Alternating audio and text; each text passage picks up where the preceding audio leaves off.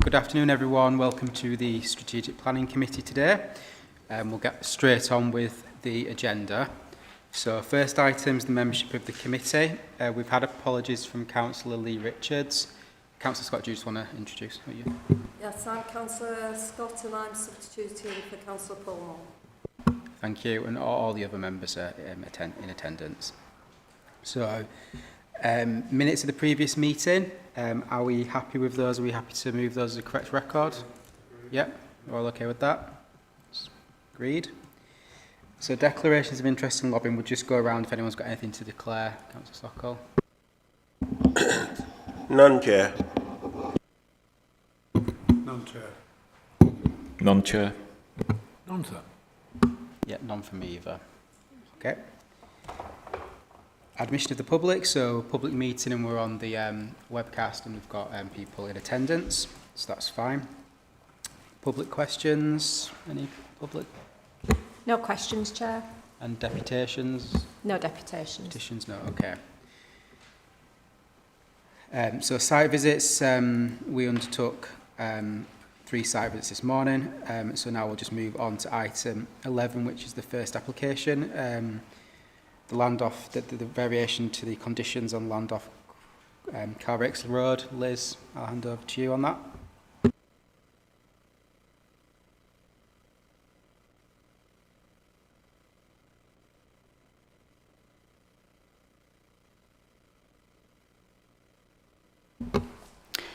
Thank you, Chair.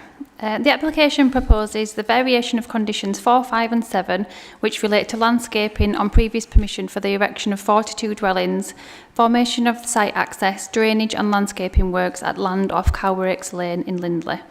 The application is brought to committee today as the application received a significant number of representations. The original permission included an indicative stepped footpath connecting Dryden Way and Wadsworth Fold. The development has been occupied for approximately 10 years, however the footpath has not been constructed. The site area is undeveloped and fenced off from public access.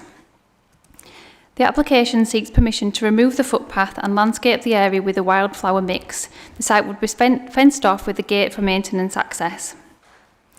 There are three considerations when assessing the proposal: the highway's implications, crime prevention and the enforcement position. Kirklees Highways have objected to the proposed removal of the footpath as the path serves a purpose to increase connectivity and permeability of the site and should be constructed. For reasons I will come up with, whilst it is acknowledged the path would have been a benefit, the developers were under no obligation to provide the path. West Yorkshire Design and Out Crime Officer supports the proposal on the grounds of safety. The path does not meet the criteria within the Secure by Design, which advises the footpath should be safe, secure and accessible and not provide access to rear boundaries. The path would not be lit and have poor natural surveillance. Returning to the planning balance, removing the footpath would provide anti-crime benefits which weigh in favour on the planning balance. With regards to the enforcement position, Conditions 4 and 7 required the submission of details. These details were never formally submitted or approved, and the conditions remain undischarged. However, the wider residential site, and in particular the larger landscaped open space areas which have been agreed, were monitored with regular visits to note the landscaping being undertaken.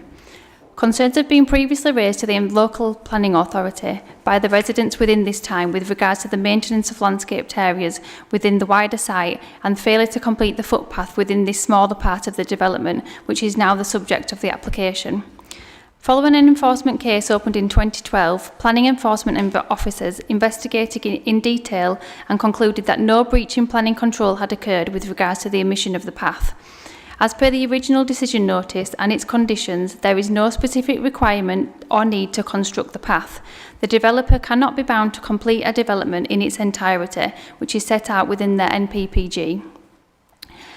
There is also no dedicated condition explicitly requiring the provision of the footpath was imposed at the time of the original decision.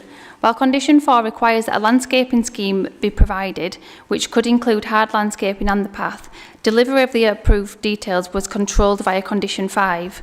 Condition 5 only required that the planting, seeding or tree management works forming part of the landscaping scheme referred to in Condition 4 shall be carried out, with no explicit requirement for the delivery of a path.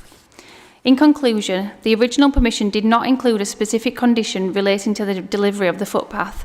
The local planning authority are therefore unable to enforce the construction of the footpath, and refusing to accept the variation of condition would be unreasonable. The weighing of the planning balance is based on the professional judgment of the decision maker.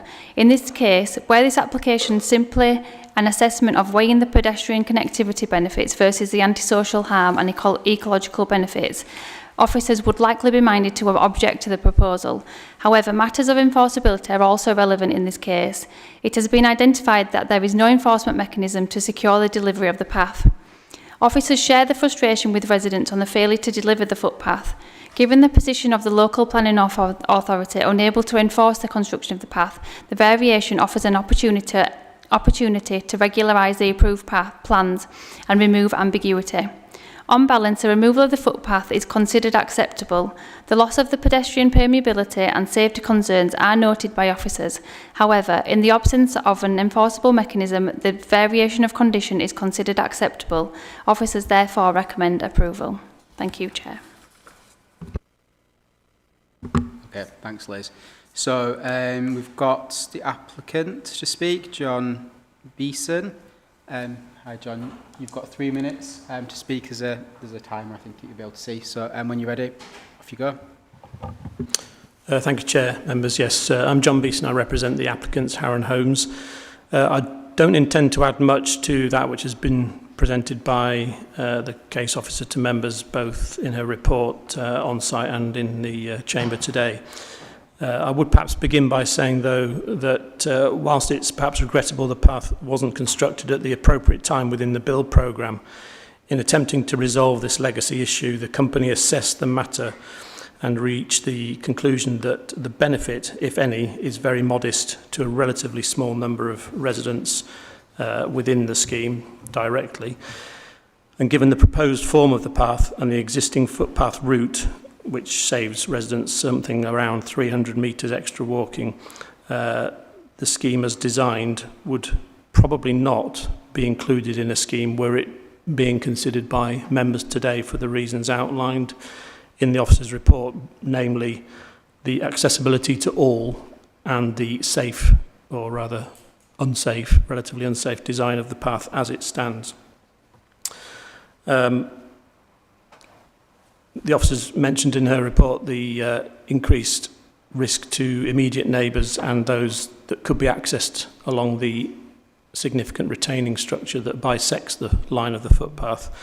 And that was one of the key reasons we've put forward for the path not being introduced at this late stage.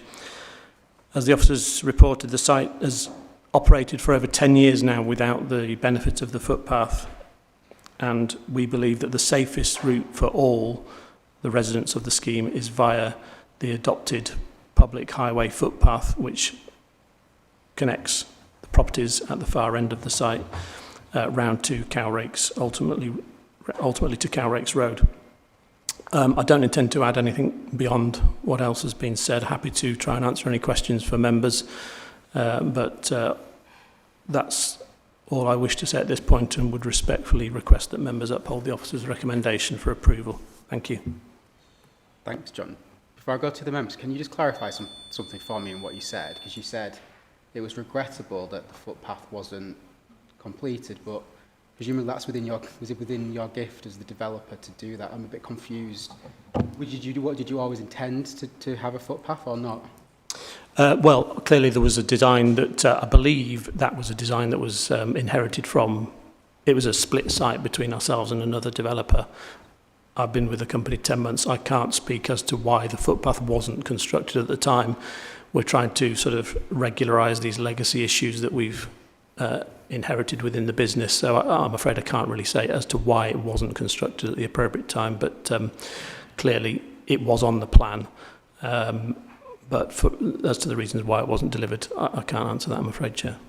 That's what I mean. The point I'm making is that I don't think why isn't now the appropriate time. I think if you still to discharge conditions. Anyway, Councillor Sokol, you've got your hand up. Thank you, Chair.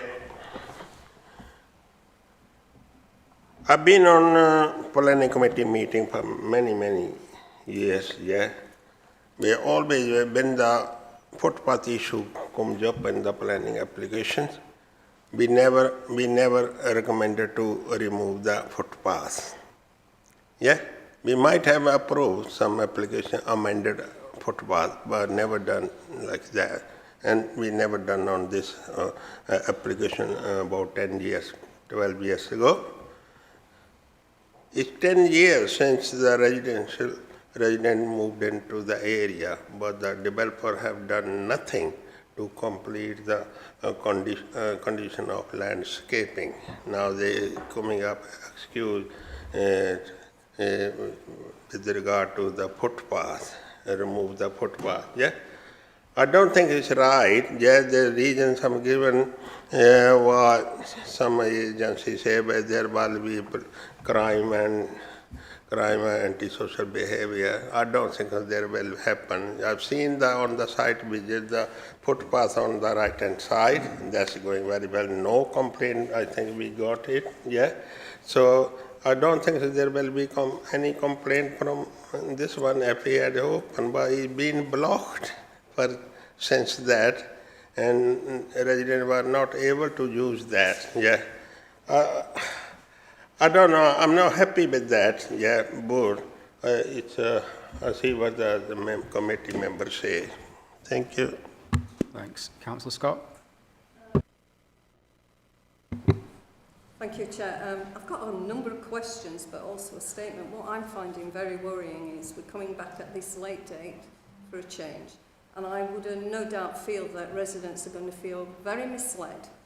Many of them have withheld objections to the original screen due to the strengthened landscape that they were promised and the ecological buffers. Now, to go back on all this, I think is setting a precedent and a legacy for future applications where they will be coming back. I think it's an erosion of conditions where residents should be reconsulted. And is this mapping the way for a new ecological downgrade potential on all future applications? Because they will come back. So can I just leave it there, because I've got some other questions, but I'll just open it up for somebody else. Councillor Armour? Yes, thank you, sir. I do understand what colleagues are saying there, but what strikes me is we're told that it would be unenforceable to insist on this footpath. That does suggest to me that something went wrong in the planning process. We can't necessarily blame the developer, and apparently this is also an inherited development as well. But I regret that it wasn't worded much more firmly in order that it was enforceable. But given that it's not enforceable, I don't see there's a great deal we can do other than accept the situation as it is. And in that, I do note, and it does carry weight with me, that the police aren't in favour of this footpath. They claim it would lead to potential for crime, which it would, but doesn't mean crime would ensue, but it would lead to potential. And also there are concerns about the safety for pedestrians using the path for it to go ahead. So I'm afraid I'm a little bit out of step with colleagues, but I'm going with the officer. Thank you. Fair enough. Councillor Thompson? Thank you, Chair. Just one point there as far as being able to enforce. I'm just looking at the government website that says that a footpath, the owner of the land that a footpath runs through has got an obligation to maintain that public right of way, remove any obstructions, keep in good order such as vegetation, and that the public right of way, any obstruction or lack of maintenance is a criminal offence. So I'm not really sure that we couldn't enforce it when it goes on to say that the Highways Authority has the right to demand that removal or maintenance that's causing a problem or obstruction. So I would say that this has been going on for far too long without enforcement, but it doesn't mean to say that we can't. Thank you, Chair. Just to clarify a few points, I think it's not a public right of way at the moment. It's not a public right of way. I think that's the reason. But just to summarise a couple of things, because I've obviously had the benefit of speaking to officers about this before, I think the point is that absolutely, if we were writing a condition on this today, we would make it so it was enforceable. A condition's been in place on a planning application that we've then determined through it going through enforcement that it isn't legally enforceable. So I think Councillor Armour is right in one respect, which is that, you know, what do we do? Because we've got something that's unenforceable and someone's asking us to review it. But of course, the applicant could come to us and say, here, I want to write the condition to make it clear that I will provide a footpath because that's what I said we said we were going to do at the time, and residents are asking for that. Well, the majority are not all necessarily, but the majority of representations are in that space. So that's what I think. The only thing I was going to mention just from the site visit is that I think in terms of accessibility, when we went round there, it is quite a long route round, and to my understanding, there aren't any other footpaths off the estate in any other direction other than the main entrance. So it does create quite a long walk around for somebody on foot to get onto the main road, albeit because it's steep, it wouldn't necessarily be accessible for every resident. But does that mean it, you know, isn't good for residents? It would be accessible. That's the point. But yeah, Councillor Pinnock. Thank you, Chair. I, to be perfectly honest, this site illustrates the value of site visits. Because I read all the stuff and I thought, well, yeah, perhaps we ought to be thinking about trying to get a footpath on this alignment. But when you actually look at it and look behind the houses we stopped on the lower road, there is a really substantial retaining wall behind those houses, and on top of that retaining wall sit the row of houses on the higher level, all except the bit where the footpath was going to go. And that is actually a comparatively narrow strip of land going from the lower road to the higher road. So if it was developed, it would have to have either retaining walls or fences on either side to make it safe, because I don't know what the height difference between the two roads is, but it does look substantial. It's more nearly 20 feet, I think. I'm guessing, but that's in old money, of course. I can't work out the metric equivalent, but this arrangement is the victim of what I would describe as rather sloppy conditions. It doesn't make clear in the original permission that there should be a footpath provided on this alignment. It doesn't actually say that. I'm quite sure that if we had something similar here before us today, a new application, we would be much more careful in how we worded it. And I mean, hindsight is a wonderful thing sometimes, and you can do all sorts of things with it. But unfortunately, I don't think, much as I would like to ensure that there is an alternative footpath there, I'm not sure that it's realistic. A, because I think it would probably be quite expensive because of the reasons I've already mentioned to actually build it, but also because as it turns out, there's no way we can enforce it, and that's difficult. Now, I have on many occasions gone against officers' recommendations and suggested we do things not necessarily that we can't enforce, but where I have differed from the officers' judgment. but I think in this case, I can see good reasons why we either shouldn't. Well, I'm not sure I'd use the word shouldn't. It might not be a good idea to do it because of the physical nature of the arrangement between the two roads and the quite considerable height difference. So I think I would go along with the officer's recommendation, somewhat reluctantly, I have to say, because my instinct would always be to provide, where possible, alternative means of accessing places. And this has been missed, but it's been missed almost time out of mind. So I say that with some regret. Councillor Scott. Thank you, Chair. I'm actually struggling with this because one hand you're saying it's a legacy issue and we can't deal with it really because it's happened all them years ago. And on the other hand you're saying, oh, but we can do it now. We'll just, if we endorse this application to go through, everything's going to be all right. Well, my problem I'm struggling is, why was this not deemed as a material change requiring a fresh, brand new application for wider consultation with the public? I think that's a key factor that's here.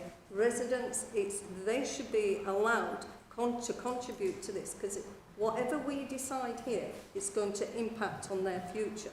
So I'm saying you can't say it's a legacy issue and then try to change the ball game by saying, but if we do this now, it's going to be all right. No, it isn't. No, we're opening the doors. So I, personally, am going to move for the refusal of this application. Thanks. Just on those points, Liz, I don't know if you can just clarify a couple of things, or maybe respond to what Councillor Scott said, but also just what are the implications in terms of refusal? So, because I know there's an enforceability issue, but I'm not sure what that actually means in reality, because presumably if it's not enforceable, if the developer still wants to do, you know, whatever they said they were going to do, landscape it, they can do that then. I just wonder what the implications are.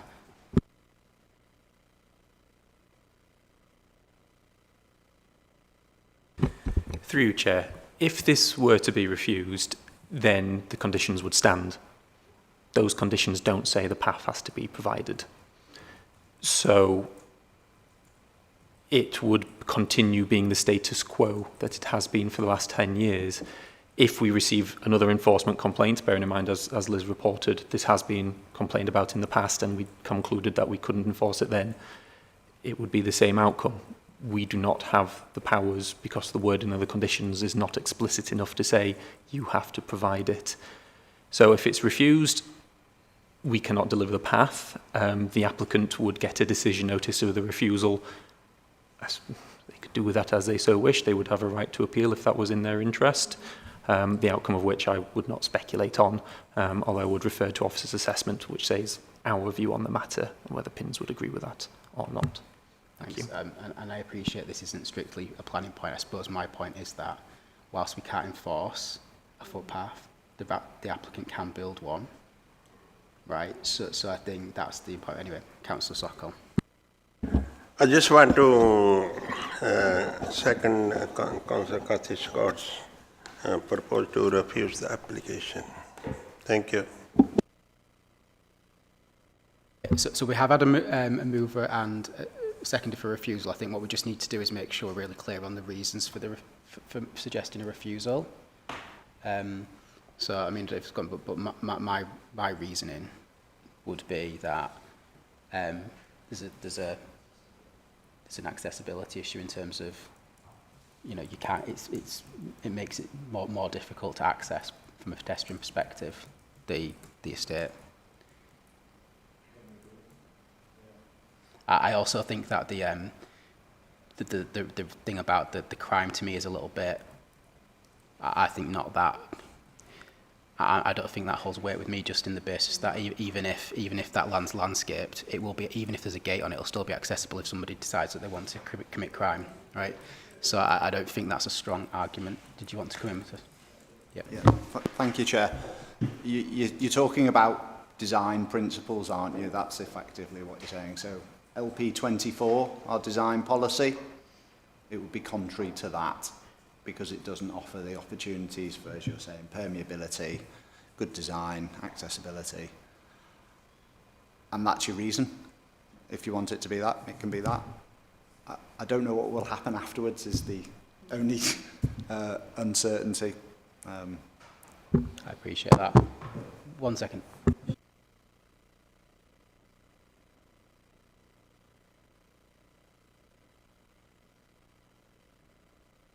Well, through the chair, given the discussions we had at the training in terms of... Do you want us to take a quick 2 minutes? Mike.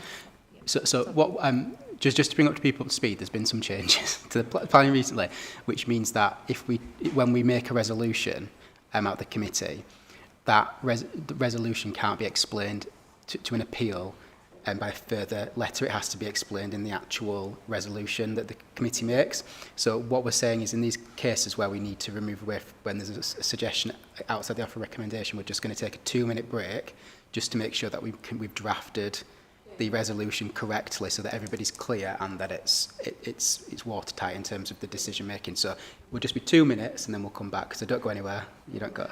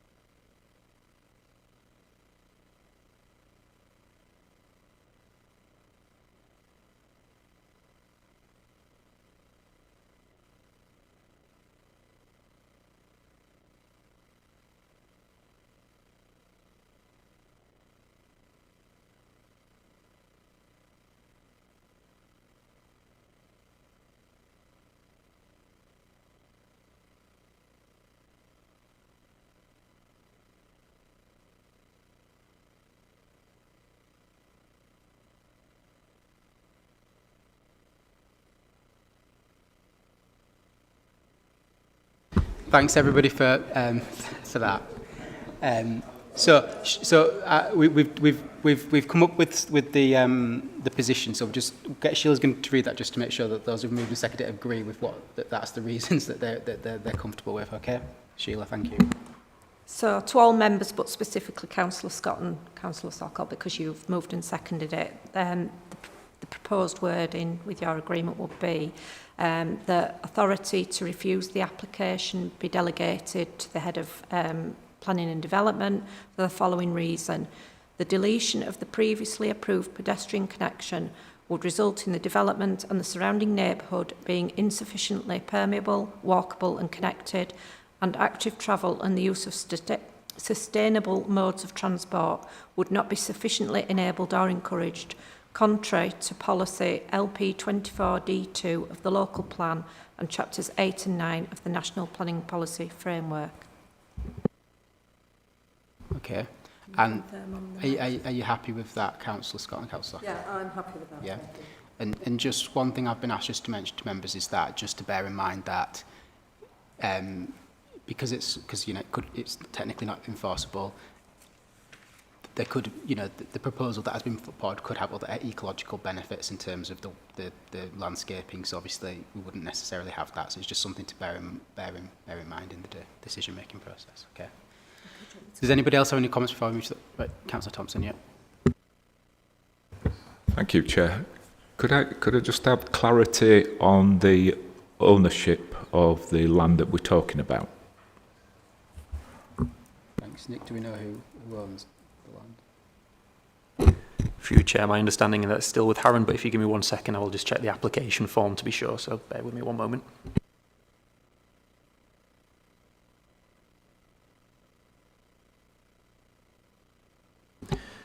Through you, Chair, the applicant signed Certificate A saying that the applicant, Harron Homes, is the owner. Harron Homes. Okay, so we've had a move and second for refusal. We've agreed what that refusal is on, so I think we just vote on that.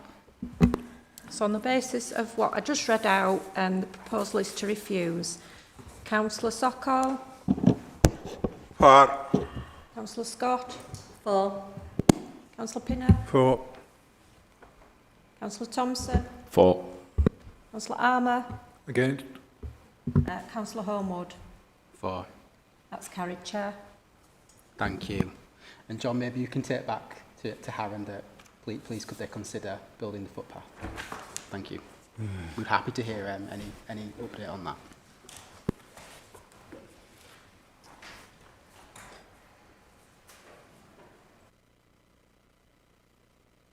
Okay, the next one, we'll move straight on to item 12. So that's the land, the 21 dwellings land on Croft Street at the Liberal Club. Nick, you're going to talk us through this one. Thank you, Chair. My name is Nick Hurst, Team Leader for Major Developments. I'm presenting this application on behalf of the case officer, Katie Chew. The application seeks the erection of 21 dwellings with garages, formation of adoptable road, adoptable and private sections of road, parking spaces and a new car park, and beer garden for the Liberal Club at Birkenshaw Liberal.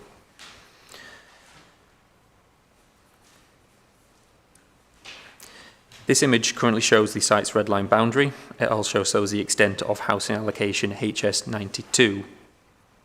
To the north of the application site is a portion of the housing allocation not included within the application. This is due to land ownership differences. As discussed within the committee report, its exclusion from the application does not preclude an effective use of the allocation. A definitive map modification order application is currently with the Council's PROW team pending consideration.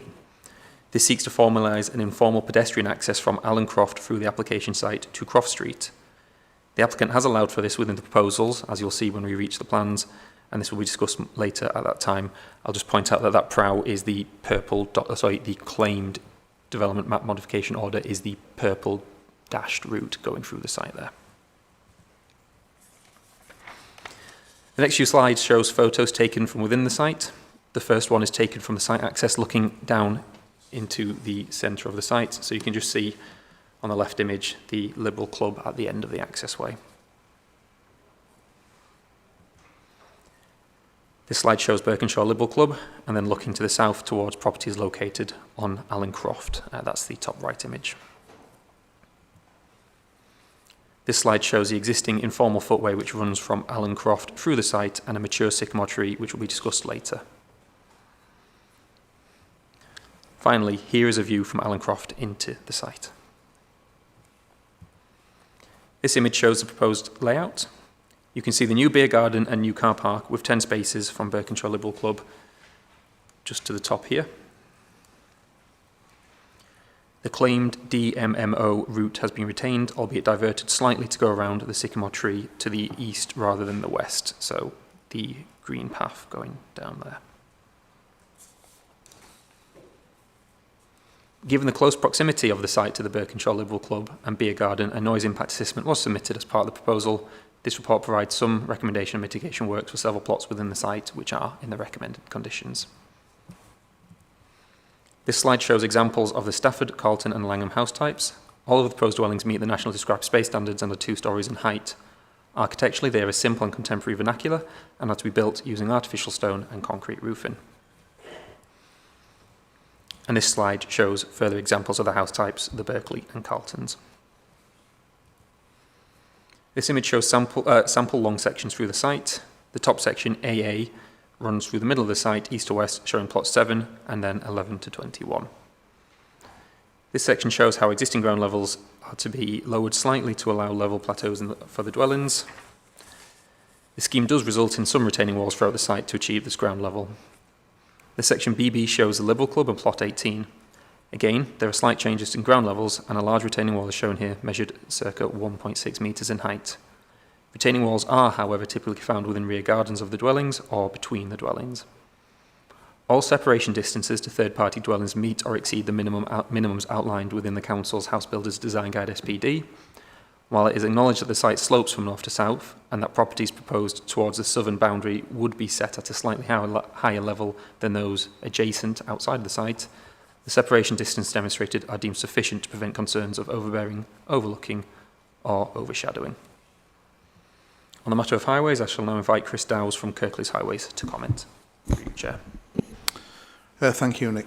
As can be seen from the plan on the screen, access to the site is via a simple priority junction from Mould Lane.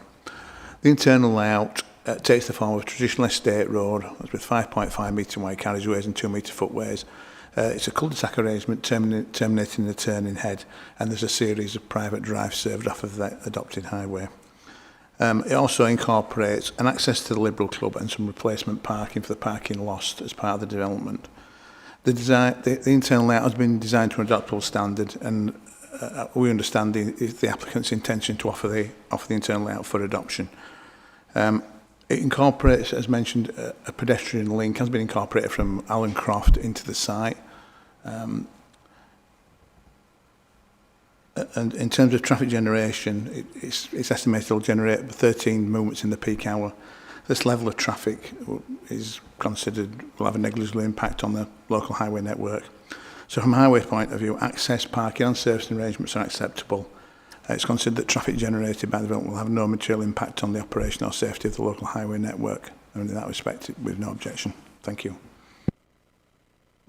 Thank you, Chris. Thank you, Chair. The report before members outlines Officer's full assessment of the proposal. In summary, in terms of principle, the application seeks houses on a housing allocation. While below the target density for the allocation, the housing mixture proposed the housing mixture proposed does not perfectly align with the Council's SPD requirements. This has been considered and justified within the committee report. Overall, the proposal is considered to be an effective and efficient use of the housing allocation. Visually, the development is expected to harmonise well with the character of the area and would represent good urban design. No material harm is anticipated to be caused to the amenity of neighbouring residents, and future occupiers are expected to have a high standard of amenity. All other material planning considerations, such as ecology, drainage, have been considered and are addressed within the report. On the matter of contributions, the applicant has submitted a viability assessment which has been reviewed by an independent assessor appointed by the Council. The submitted report has been accepted and has been demonstrated that a full set of policy compliant contributions would make the scheme unviable at an accepted 17.5% profit level. In this case, all necessary financial contributions would still be provided, However, the affordable housing contribution has been amended from 4 units of a mixed tenure to 3 units of first homes. The Council's independent assessor is available if members have questions on the viability review undertaken.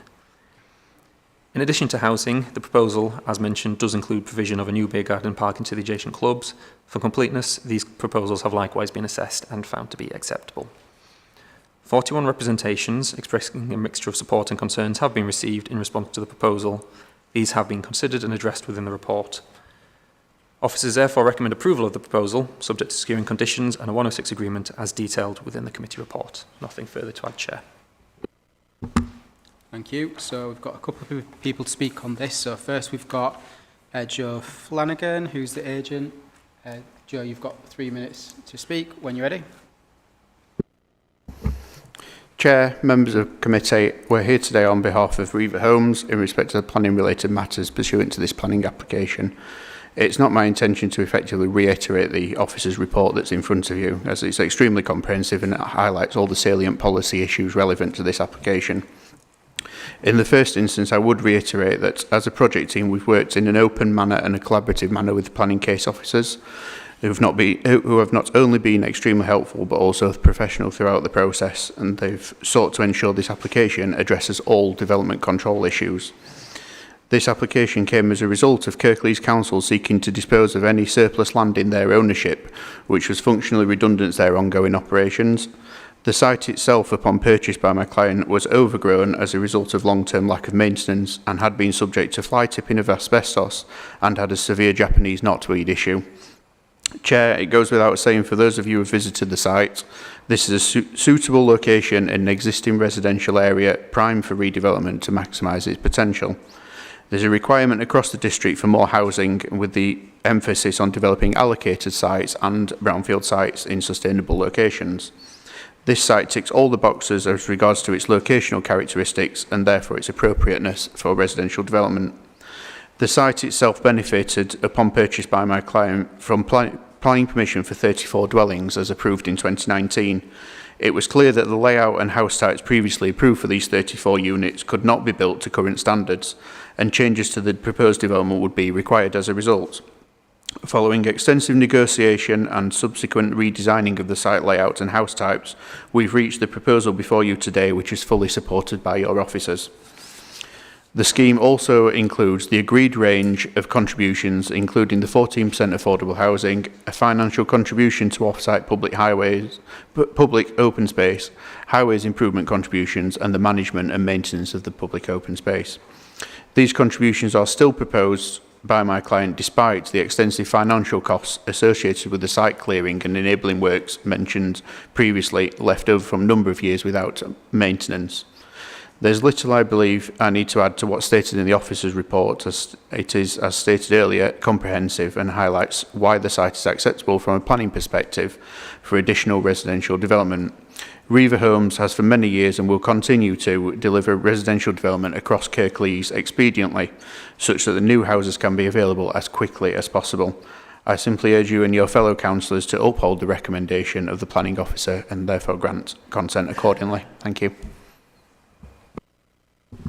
Thank you. And then we've got the applicant, Paul Frayne. Paul, you've got 3 minutes as well. Are you ready? Thank you, Chair. Good afternoon. My name is Paul Frayne. I'm co-founder and director of Riva Homes. Riva Homes has been building homes in Kirklees for 10 years now. We pride ourselves on building wonderful homes and communities to live in. Regenerating former local authority sites has contributed to around 40% of our completed sites, with Cross Street at Birkinshaw being our latest purchase from Kirklees Council. As part of our due diligence process at the pre-auction stage, we engaged with Birkinshaw Liberal Club, who we learned had some serious concerns about how the land would be developed.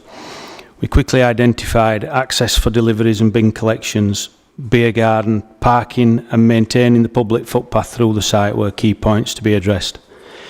We believe our site layout for this application represents our commitment to addressing these needs, including gifting approximately 235 metres square of land to much needed extra parking for the Liberal Club that could have been used by ourselves to offset BNG or POS obligations.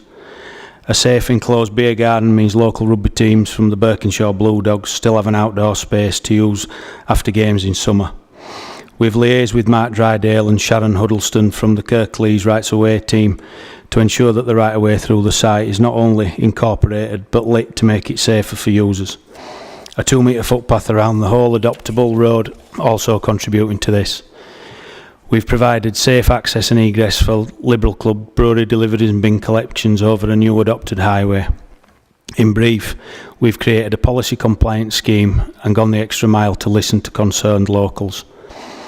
The site has been the subject of fly tipping for what appears to be many years.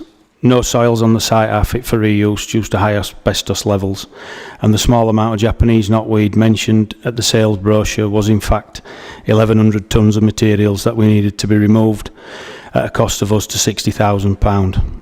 The knotweed works is now complete and the site is free from this invasive weed. These unforeseen abnormal costs, along with others, are what prompted us to do a commercial viability assessment on the site. Riva Homes Limited is not a PLC volume house builder. We're a local, privately owned SME house builder trying to survive in a difficult industry in challenging times. Despite the significant extra costs covered on this site, we accept calculations made by Kirklees Consultants Altair to provide 14% affordable contribution by way of 3 first homes. Riva Homes, our design team and consultants, have worked and reworked this site from 18 plot site to the layout you see today. Kirklees planning officers Katie Chu and Nick Hurst have been very proactive throughout the process. They are recommending it for approval, and we trust that members of the committee will support our application today to provide 21 much needed homes in the Berkshire area to the great standards we always deliver. Thank you. Thank you. Okay, members, over to members. Councillor Thompson. Thank you, Chair. A few comments and a question to the developer, if that's okay. First of all, even though all the ward councillors in Berkshire feel that Berkshire has been, like many other wards, overdeveloped over the last few years, this feels as right as a development can be as far as the ward's concerned. The developer, we've met in public at meetings a few times.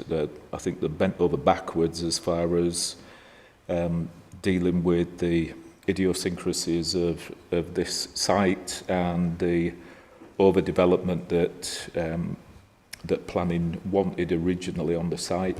It's a difficult site as well as far as coming into Old Lane. It is a congested road as it is, people parking on both sides of the road, and it's a bus route. So even without this site, it is a problem down there. But again, they've tried as they can to mitigate these problems.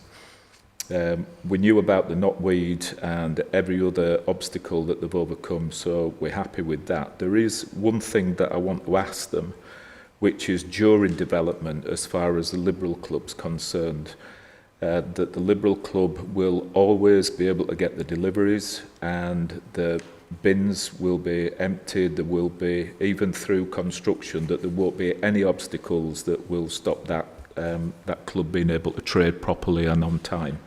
Thank you, Chair. Thanks. Yeah, you happy with that point? Sorry, yeah, we have liaised with the Liberal Club about this. They can get smaller deliveries for the brewery and bin collections in from Croft Street at the other access that comes in from Berkshire.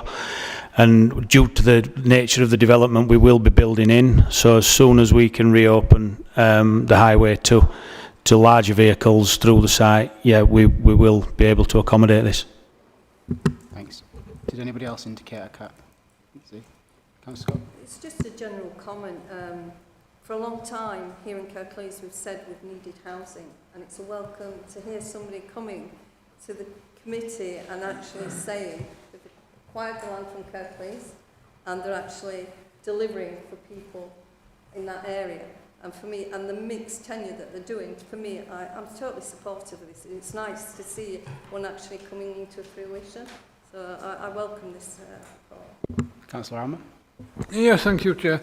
Yes, as I've said many times here before, I'm all in favour of brownfield developments.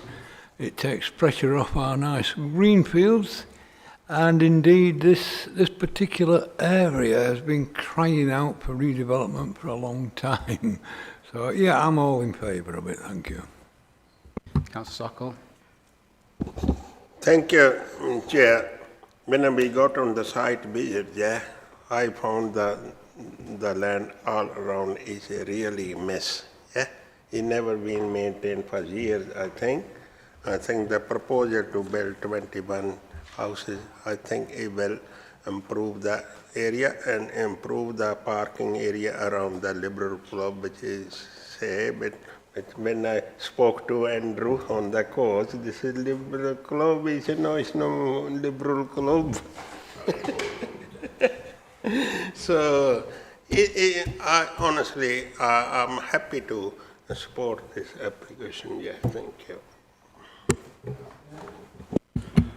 Thank you, Chair. Yeah, clearly this site has presented some difficulties to development, and I've been around long enough to remember the previous application on this site.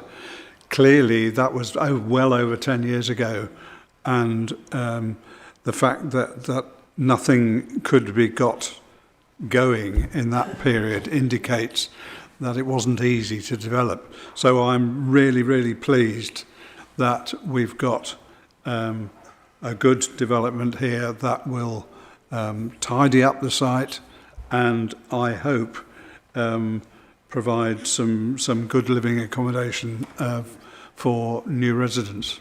Thank you. Councillor Scott. Yeah, I believe Councillor Sokol's moved the application, so I'm happy to second it. Councillor Sokol, yeah? We're moving it. Okay, and Councillor Scott seconded that, Sheila, so we can go to a vote, I think. I'm sorry, Councillor Thompson. Thank you, Chair. Sorry to pursue this point. So the developers mentioned that they've spoken to the Liberal Club, reference to deliveries during construction for a period of time, and the bins being emptied. Do I take it then that the car park won't be able to be accessed by customers over certain periods of time? And if so, what sort of time is that? Because I'm sure that the Liberal Club can't afford for the customers not to be able to have easy access as far as parking, etc. is concerned. Thank you, Chair.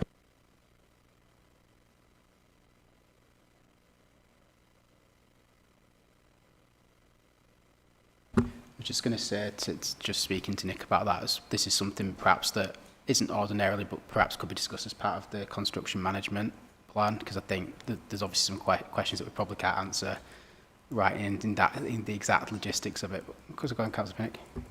Sorry, Chair, I was just going to say that if there wasn't a construction management plan, then that is just the kind of thing that a construction management plan can deal with, and it can specify what needs to be done in order that the kind of deliveries stroke access that Councillor Thompson is talking about can be accommodated. The construction management plan should say all of that. Nick, do you want to come in on that? Is that? Yeah, through you, Chair. Condition 11 is for development in accordance with the construction management plan. Unusually, these guys have provided one up front. That being said, if committee is so minded, we can amend that condition to be the requirement of a updated construction management plan to include a dedicated section regarding ensuring the operation of the Liberal Club throughout. I think if we can, just so we know we've covered that, but I think it might already be covered in it, I don't know, but I think if we can do that, if that's okay, Nick, yeah? Yeah, that's fine. So, Sheila, hopefully that makes sense. Yep. Okay. So I think we're moving approval with that clarification on the condition. So you're voting on approval of the Sorry, well, 1 second. You're right, okay, go on. So you're voting to delegate approval and issue of decision notice to head of planning and development in accordance with the conditions set out in the report, together with the amendment of that condition, as Nick's just explained, and a Section 106 agreement to cover 4 heads of terms. Councillor Sokol? For.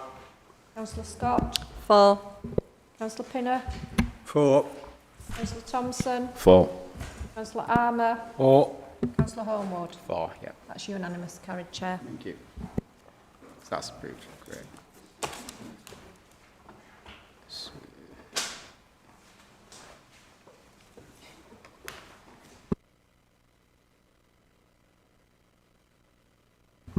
yeah, Nick's having to cover today for all these presentations, so we'll just give him 2 seconds to get all his papers sorted out and get on to his next presentation. But the next one we'll be going to will be item 12, which is the 21 apartments, Wesley House.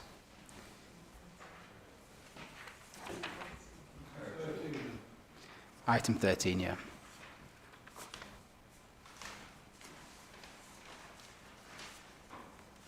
Right, ready? Right. Right, pass over to Nick.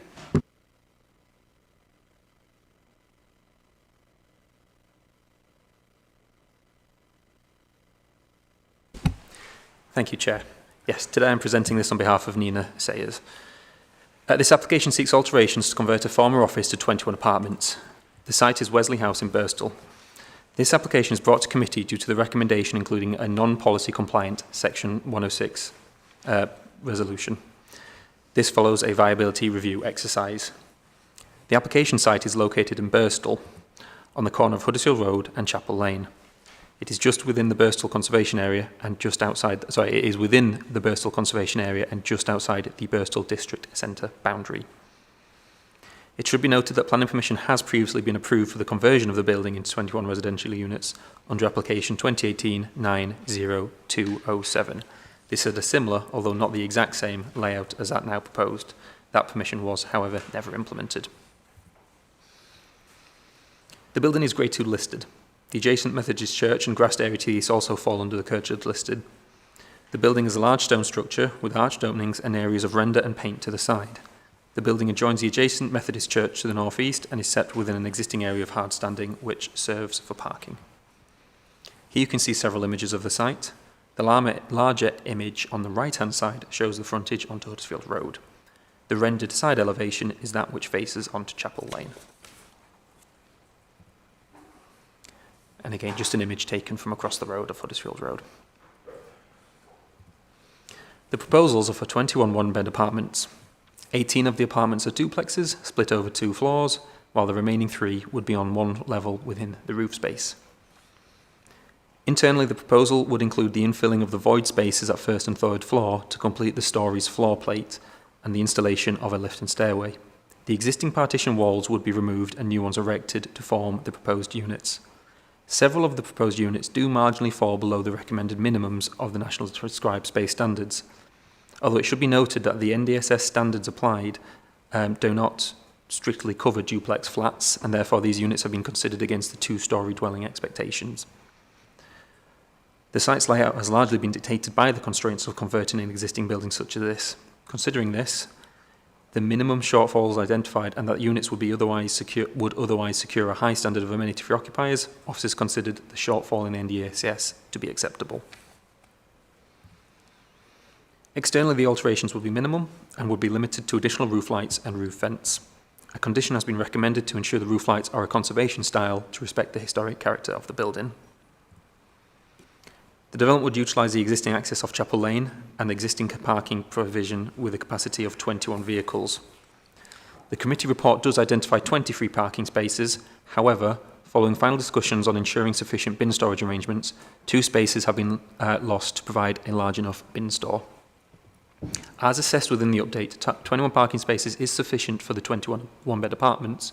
However, there would be no dedicated visitor parking spaces. However, given that the site is on the edge of Birstall Centre with various parking facilities within a short distance, as well as being adjacent to a bus route, the lack of visitor parking to ensure adequate bin storage is on balance deemed appropriate. The report before members details officers' full assessment of the proposal. In summary, the site is unallocated and currently unused. Bringing the building back into use is welcome and will assist in the delivery of housing. The housing mix is considered acceptable given the constraints of the building and that flats at 3 and 4-bed flats are rarely desirable. Furthermore, the site has a past permission for residential use. Accordingly, the principle of development is considered to be acceptable. No detrimental impacts on neighbouring residents are expected. While some of the units marginally fall short of the NDSS internal floor area, given the constraints of the building, this has been justified. In terms of the design and the building being a heritage asset, external alterations are limited, and any potential harm caused through modern interventions is to be mitigated via the recommended conditions. The less than substantial harm that may be caused to the building would be clearly outweighed by the public benefits of bringing it back into use. Other material considerations have been considered and addressed within the report. This includes matters of highways, with Chris Drowse from Highways available should members have any questions. For ecology, the requested bat survey was received yesterday and remains to be assessed by Kirklees Ecology. Officers' recommendation is to therefore delegate the decision back to officers on the provision this is reviewed and accepted by Kirklees Ecology, potentially with additional conditions. On the matter of contributions, the application has also submitted a viability assessment, which has been reviewed by an independent assessor appointed by the Council. The submitted report has been accepted and has demonstrated that a policy-compliant contributions, namely 4 affordable rent dwellings and a financial contribution to local open space, would make the scheme unviable. Even with these obligations removed, it has been identified the scheme is expected to result in a 14.1% profit, below the typical expected range between 15 and 20%. 5 representations were received, with 3 expressing objections. These have been considered and addressed within the committee report. Accordingly, officers recommend delegation back to officers to assess the BAT survey and thereafter determine the application in accordance with the recommendation as contained within the committee update. Thank you, Chair. Nothing further to add. Thanks. So we've got the agents going to speak. So Phil Bakes. Phil, you've got 3 minutes. I'm not sure if our time is working, but I'll let you know. Thank you, Chair, members. Wizard House, as stated, is a Grade 2 listed building, originally built in 1750, enlarged 1782, and then rebuilt in 1846.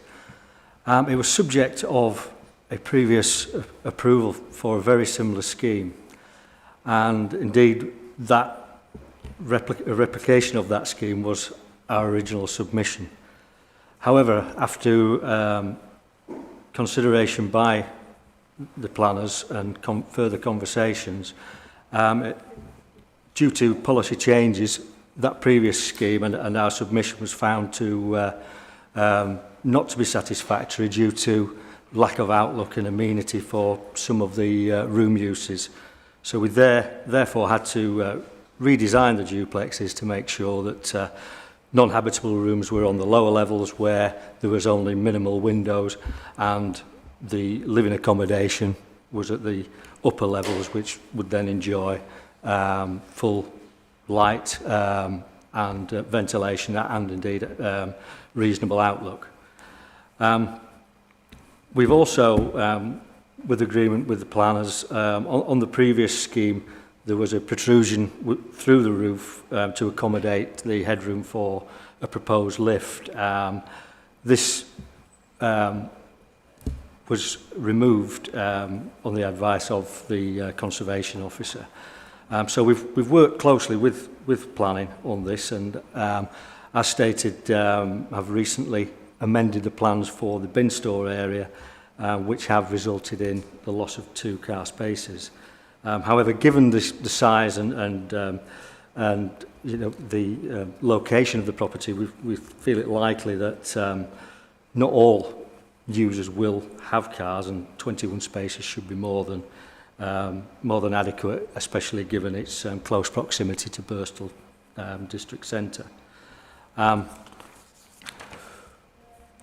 With regard to the floor areas, and some being slightly less than the required levels, that relates generally to a one bed, 2 person dwellings, whereas some of these may only be 1 bed, 1 person, which on the scale of sizes is indicated as 37 square metres, and therefore we would comply.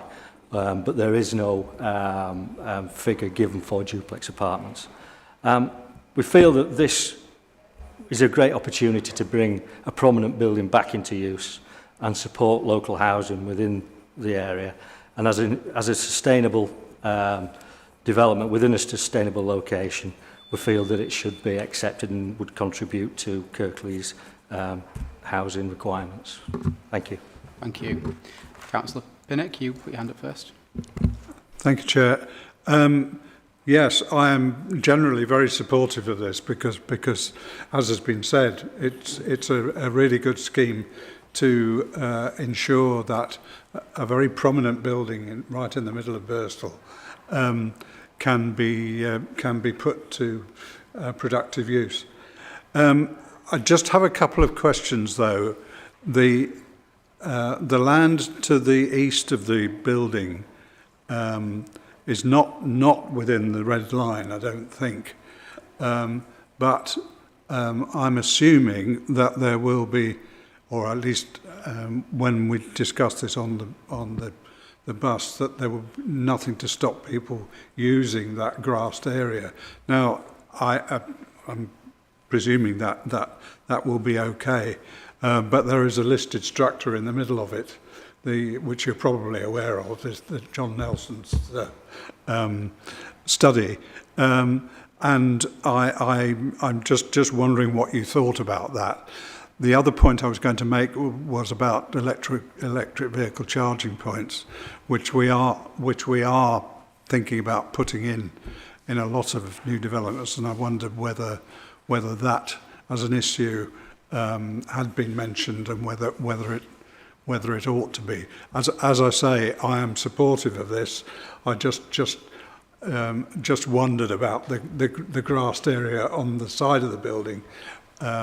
How would that relate to the new development? Thanks, Councillor Scott. Thank you, Chair. I've got varying questions, but one of the questions, perhaps, I don't know if the officer will know this or the developer. Do you know what the service charge is going to be on these units? Through you, Chair, that's not a material planning consideration. It's not something we can just comment on. Okay, so one of the reasons I asked that specific question, and I had in thought that it might not be material, I think it's really important that we get it right regarding housing and affordability. Because at the moment, we have a crisis in North Kirklees that quite a few flats are being built out, these historic buildings, whilst I'm supportive, but they've become unaffordable.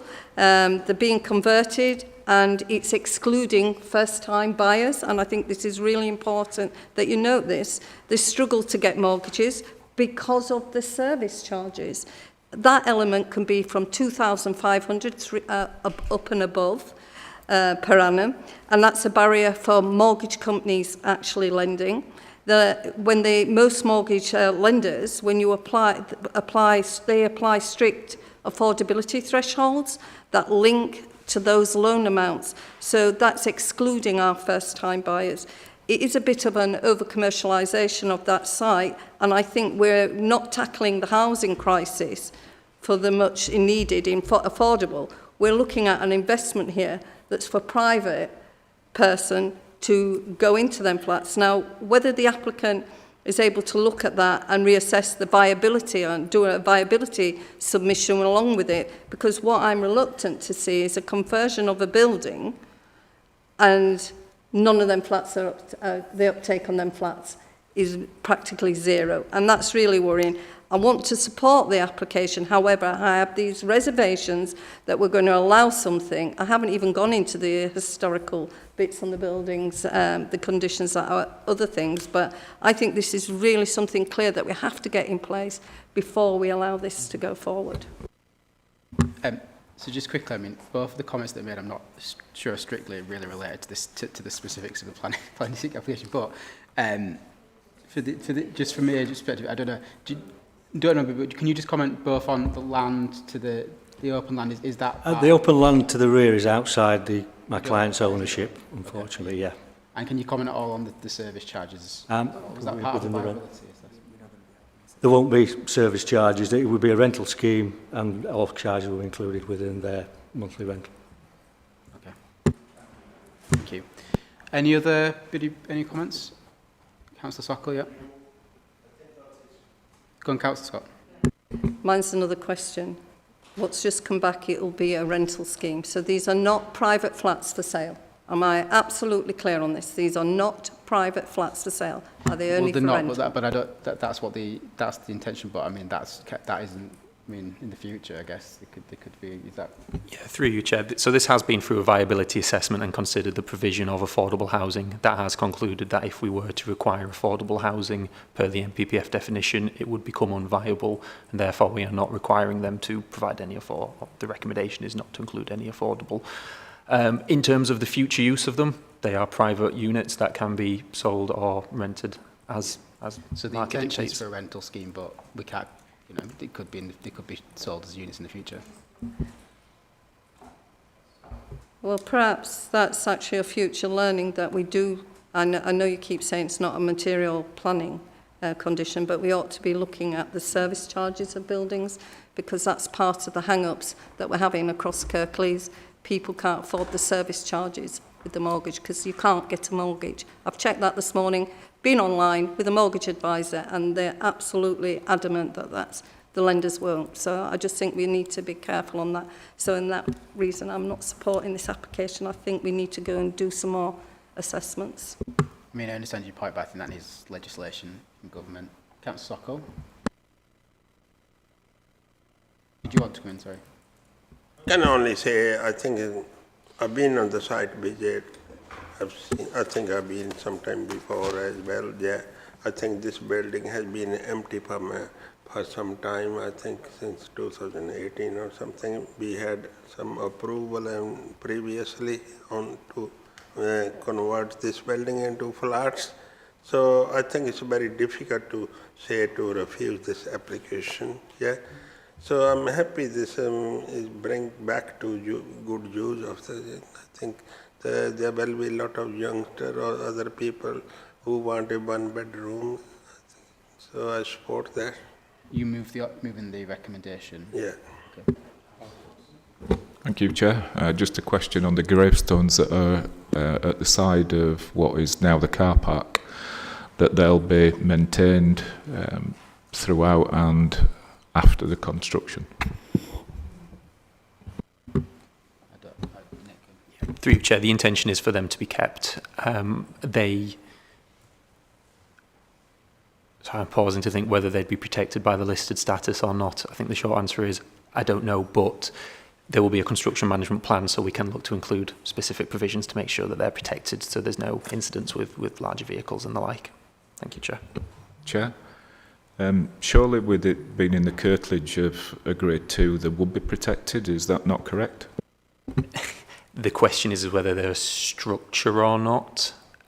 They might be. It's an area of specialism I'm not entirely sure about. Potentially is the answer, and we can find out if needs be. So just clarify on this one, Councillor Socko, you moved the officer recommendation. I'm happy to second that, but Sheila, I think you want to clarify, is that right? So the recommendation slightly changed because of the ecology survey, so do you want to just clarify what the actual suggested delegation is? So the recommendation just slightly worded differently because the BAT survey has now been received, and to ensure clarity, that determination of the application and issue of the decision notice be delegated to the Head of Planning and Development in order to assess the BAT survey with regard to the roof and potential habitat value, and reconsult with Kirklees Council Ecology team, further to which, 1, if no bats or bat roofs are found, or Kirklees Ecology conclude that suitable conditions may be imposed to mitigate anticipated impacts, approve the application subject to conditions including those set out in the report. 2, if bats are found and are inhabiting roosting in a manner that would preclude the development so as to form a strong reason for refusal, determine the application on that basis. That's been moved by Councillor Socko, seconded Councillor Homewood. Councillor Socko, yeah, you okay with that? Yeah. Can we note the point raised by Councillor Scott? About the service charges? Yeah. I mean, we can note anything we want, but I think we need to note it to probably the Secretary of State for Housing or something. But I don't think it's a planning. It's not. Not for this committee. It's not a planning. But It's not the a planning members condition or raised it, planning consent. members are asking, and the committee asking that. Yeah.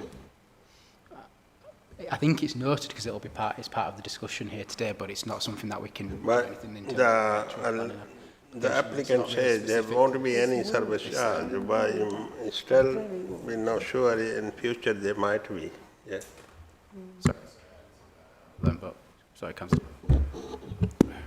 Could we either place a condition in the acceptance reference to the gravestones, or could we have some clarity before we move forward on this? Because I'm slightly concerned that there's a certain amount of ambiguity on it, if that's okay, Chair. Through you, Chair, I would also mention that there is a separate list of building consent going through as part of this, so there is also that level of protection as well. But if it does help the committee, then yes, the Construction Environmental Management Plan, we can impose a condition for that and include specific provisions to make sure, be it fencing or separation distances or something like that, to ensure there's no incidents with those and they're protected through building. Thank you. Okay, so we've got the what you've already read out, Sheila, plus the tweak to the construction management plan to include those gravestones. Councillor Stockley, are you still happy to move that? Okay, and I've seconded that. So I think we'll just vote on that now. Sheila. Councillor Sokol? For. Councillor Scott? Against. Councillor Pinnock? For. Councillor Thompson? For. Councillor Armour? For. Councillor Homewood? For. That's agreed, Chair, 5 votes to 1. Okay, that's approved. And that's everything on the agenda, everybody. So thanks for your time today. Thanks for coming and see you next time.